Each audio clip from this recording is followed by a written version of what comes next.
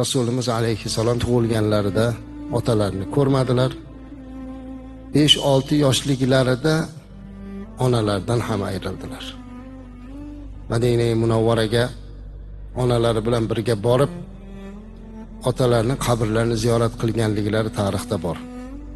Onalari Omina onamiz, bobolari Abdul Muttolibning ruxsati bilan Madina-i Munawvaraga borganlar. U mahalda Yasrib deb atalinardi.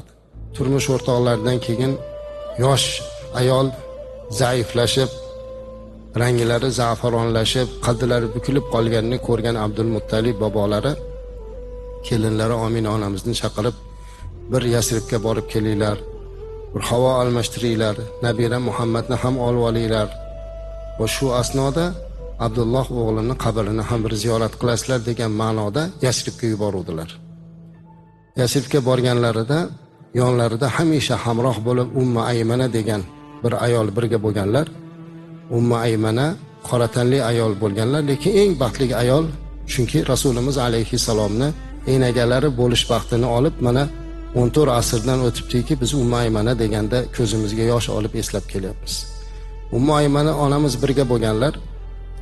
O'sha Madinada onalari payg'ambarimiz alayhissalomga otalarining qabrini ko'rsatib, "Bu sizning otangizni qabri" deganlarida yosh bo'lsalar ham qabri oldida turib yig'laganliklarini Umma Aymana ko'rgan ekanlar. Keyin Madinadan Makka tomonga yurgandan keyin Abva degan qishloqqa kelganlarida onalarini qattiq kasallik tutib qoldi. Shunday qattiq kasallik bo'ldiki, bu o'lim kasalligi edi. Bolasini bag'riga bosaman deb har qancha harakat qildi, qo'llari bemajol. Mana shu joyda Rasulimiz alayhisalom onalarini oldida tiz cho'kib, cho'kka tushib, qo'llarini ushlab turgan holatlarida Omina onamiz jon berdilar. Ummu Aymana onamiz aytadilarki, Rasulimiz alayhissalom go'dak bo'lsalarda shu zahoti o'sha onadan ayrilish musibatini boshidan o'tkazdilar. O'zi men ko'p aytaman azizlar, inson bo'lib hayotimizda ko'p sinovlarga uchraymiz. Har xil sinovlar bo'ladi.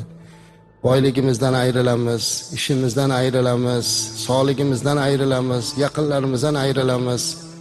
Lekin mana shu musibatlar, shu sinovlar ichida og'iri albatta ota-onadan ayrilish. Lekin o'sha ayrilishni ham eng og'iri inson ko'z oldida onasini jon berganiga qarab turish. Bundan ortiqroq sinov yo'q. İçimizde bunu boshdan o'tkazganlargina bilamiz xolos. Onangizni oxirgi safarga kuzatyapsiz. Bolam diydor qiyomatga qoldi degan gapni eshitishdan og'irroq gap yo'q azizlar. Bu sinovdan og'irroq sinov yo'q. Lekin Rasulimiz alayhissalom go'daklik chog'ida shu sinovni o'tkazdilar-da. Go'dak chog'ida onadan ayrildi. Otani ko'rmadilar. Onadan erta ayrildilar. Borib bobolari Abdul Muttolibni qaramog'iga o'tdilar. 10 yoshga kirib kirmasdan bobolari ham olamdan o'tdilar. Shuning uchun Rasulimiz alayhissalom juda katta yetimlarga e'tibor bergan.